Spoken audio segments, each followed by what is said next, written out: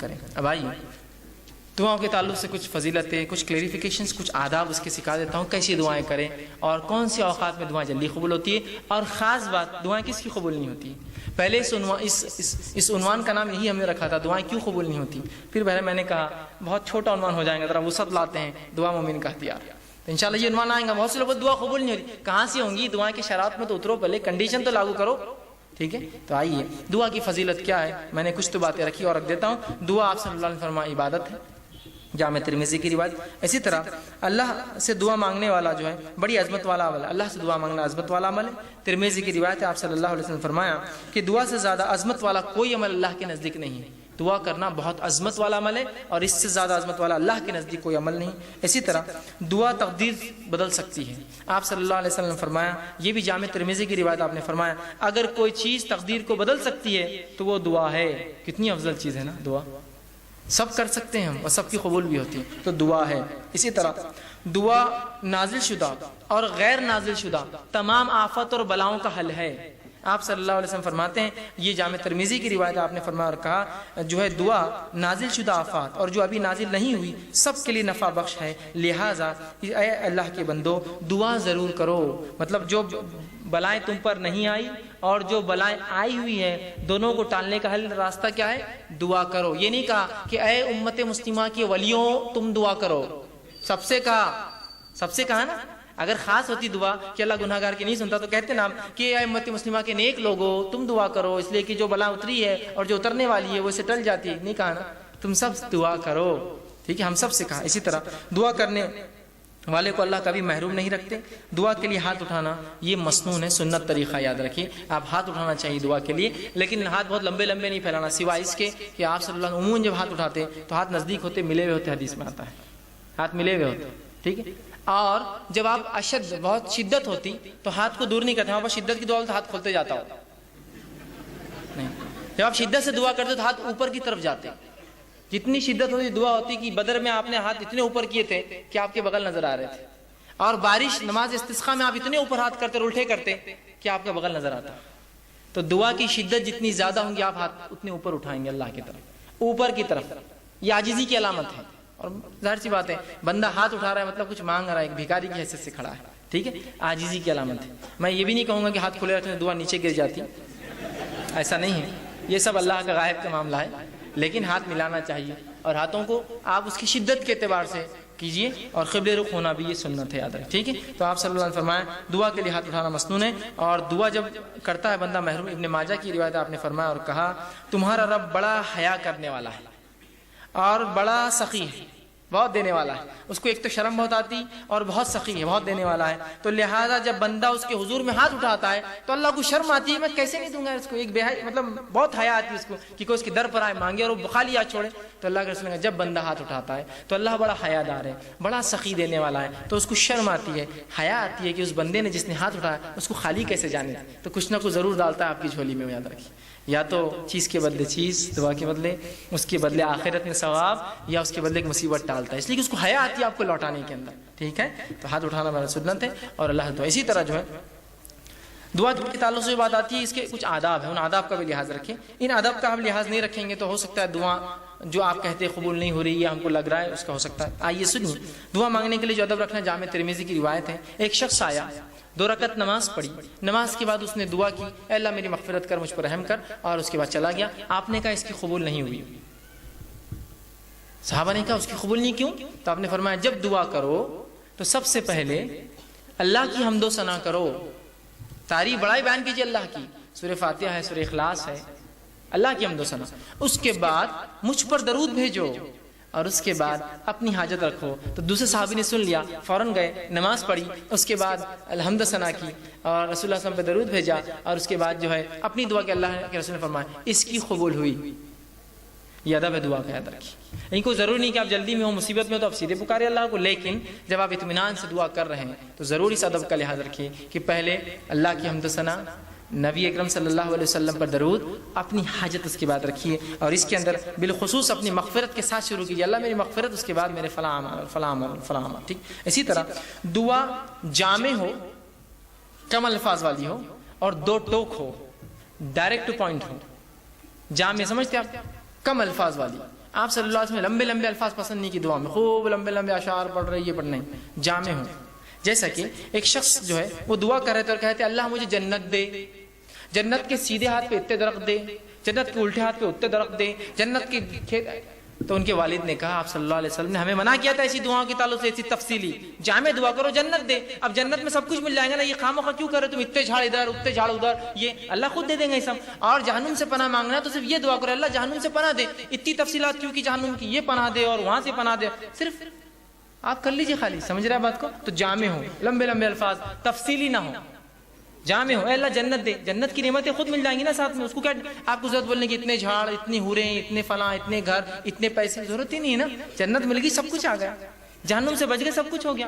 اتنا کیوں کہ اللہ جہنم کے وہ حصے سے نجات دے اور وہ حصے سے نجات دے اور وہ حصے سے، خالی آپ بول دیجیے بس. بات سمجھ رہے آپ؟ ٹھیک ہے. تو جامع ہو اور دو ٹوک. یہ دعا کوئی نہ کرے اللہ تو بہتر سمجھے تو دے. یہ دعا درست نہیں. کیوں؟ اللہ پہ کوئی اتھارٹی ہے کہ جو بہتر سمجھے گا اور نہیں سمجھے گا؟ اس کے پاس تو پوری ملکیت ہے، وہ تو دے ہی سکتا ہے. آپ مانگیے کیا مانگنا ہے آپ کو، بولیے اپنے ڈور اللہ یہ چیز مجھے خیر ہے تو دے دے، ختم. تو چاہے تو خیر دے دے، یہ کوئی آپشن نہیں. اللہ کے اوپر کیا کوئی باس ہے اس کا جو اس کو وہ کرے گا کہ تو چاہے تو مطلب وہ کسی سے پوچھے؟ ڈائریکٹ اپنے دو ٹوک الفاظ میں کیجیے اللہ یہ چیز خیر ہو تو دے دے، بس ختم. دو ٹوک ہو، مضبوط الفاظ ہو، جامع الفاظ ہو، کم الفاظ ہو اور اپ ٹو دا پوائنٹ ہو دعا اپنی. اور یہ نہیں کہ اللہ کو آپشنز کے ساتھ تو خیر تو بہتر سمجھے تو دے، بلکہ آپ نے کہا سیدھے اپ ٹو دا پوائنٹ. آپ کہے اللہ اگر خیر ہو تو یہ چیز مجھے دے دے، شر ہو تو اس سے محفوظ رکھ، ختم ہو گیا. دو ٹوک الفاظ میں کہے، یہ نہ کہے صحیح بخاری کی روایت یہ نہ کہے کہ جو اللہ تو چاہے تو، بلکہ اللہ کے اوپر کوئی بڑا نہیں، اس کا حاکم نہیں ہے کوئی، وہ خود سنتا ہے. لہٰذا دو ٹوک الفاظ میں دعا کرو. اسی طرح دعا مانگتے ہوئے دعا کی قبولیت کا آپ کو یقین رکھنا ہوگا دل میں. جب آپ شخص سے دعا کریں گے نا ہوتی نہیں ہوتی چلو کر لیں گے، لیکن آپ دعا نہیں ہوتی قبول، آپ کی اب نہیں ہوتی، چونکہ آپ ایسی بارگاہ میں جا رہے ہیں جو اتنا غنی ہے، جو کسی کو لوٹاتا نہیں ہے. اور وہاں جاتے ہیں فقیر یہ سوچے کہ ملے گا نہیں ملے گا، چلو مانگ لیتے ہیں، پھر نہیں ملتا. مانگنے والے کو بالکل ڈٹ کر جانا چاہیے کہ اس دربار سے کوئی واپس نہیں جاتا. یہاں تو بھر دے جھولی کس کس سے چالو ہے، تو رب کس کو کیسے وہ کریں گے، وہ تو دینے ہی والا ہے. تو آپ یقین کریں کہ دعا قبول ہونے والی میری وہ 3 شکلوں میں، وہ یاد رکھیں ہمیشہ. اور پھر دو ٹوک الفاظ میں کیجیے، یقین کے ساتھ کیجیے اللہ قبول کریں گا. اور دعا پوری توجہ اور یکسوئی سے کیجیے. دعا میں خشوع ہو، جیسا نماز، روزہ، زکوٰۃ، حج، ذکر و اذکار، تلاوت قرآن میں خشوع، تو اسی طرح خشوع ہو. یہ نہیں کہ آپ بہت سے لوگ دعا کرتے ہیں ہاتھ چالو ہے بس کچھ تو بھی چل رہا ہے، بس مطلب کوئی ان کو دعا میں خشوع نہیں، بس اور یہاں آمین چل رہا ہے معاملہ. خشوع کے ساتھ، عاجزی انکساری کے ساتھ، یکسوئی کے ساتھ. یہ جامع ترمذی کی روایت آپ نے فرمایا اللہ تعالیٰ سے قبولیت کے مکمل یقین کے ساتھ دعا کرو. اور یاد رکھو اللہ تعالیٰ غافل اور بے دھیان دل کی دعا نہیں سنتا اور قبول نہیں کرتا. غافل بے دھیان دل بس کر رہے اللہ بس میرے والدین کو فلاں کر دے، لیکن غافل ہے آپ ادھر دیکھ رہے ادھر دیکھ رہے، یہ کام کیسا چل رہا، وہ کیسا ہو رہا، مسجد میں کیا کیا ہو رہا، گھر میں کیا کیا ہو رہا ہے نا، تو پھر دعا قبول نہیں ہوتی، یاد رکھیے. اسی طرح دعا کے ادب میں یہ ادب بھی ہے، دعا مانگنے سے قبل اپنے گناہوں کا اعتراف کیجیے اللہ کے سامنے. یہ حاکم کی روایت ہے، آپ صلی اللہ علیہ وسلم فرمائے جب بھی تم اللہ سے دعا مانگو تو اپنے گناہوں کا پہلے اقرار کرو، اللہ میں گناہ گار ہوں، میں خطا کار ہوں، مجھ سے گناہ اور خطا ہوئے، لیکن تو میرا رب ہے، اس گناہ اور خطاؤں کے بعد بھی مجھے یقین ہے تو میری دعا سنیں گا. تو اپنی گناہوں کا اعتراف کیجیے اور پھر اپنی حاجت مسائل اس کے سامنے رکھیں. ٹھیک ہے، تو گناہوں کا اعتراف یہ ضروری ہے. ٹھیک. اسی طرح خاص دعاؤں کے لیے آپ 3 بار بھی دہرا سکتے ہیں. خاص دعاؤں کے لیے اسپیشل جو آپ کی دعائیں ہوں کچھ تو آپ 3 بار دہرائیے، اس کی سنت ہے، یہ اس کا ادب بھی ہے. آپ صلی اللہ علیہ وسلم کے تعلق ابن ماجہ کی روایت ہے آپ نے جنت طلب کی اور جہنم سے پناہ مانگا 3 بار کہا اللہم اسألک الجنۃ ونعوذ بک من النار، 3 بار کہا. کہ تو بہت اہم دعا ہے نا، جنت پانے کی، جہنم سے بچنے کی. تو اس سے پتہ چلا آپ ایسی دعاؤں کو جو بڑی اہمیت کی ہے 3 بار دہرانا کا، اللہ میری مغفرت کر، اے اللہ میری مغفرت کر. یہ امپورٹنس کے لیے اور یہ سنت ہے. آپ سے جب بھی کوئی اہم دعا کرتے 3 مرتبہ الفاظ کے، جیسے عثمان بن عفان کو دعا دی تھی 3 بار کی دی تھی ایک ساتھ. امپورٹنٹ تھا نا، اس لیے کہ جنگ تبوک میں مال لا کے دیا تھا جب کوئی دے نہیں رہا تھا.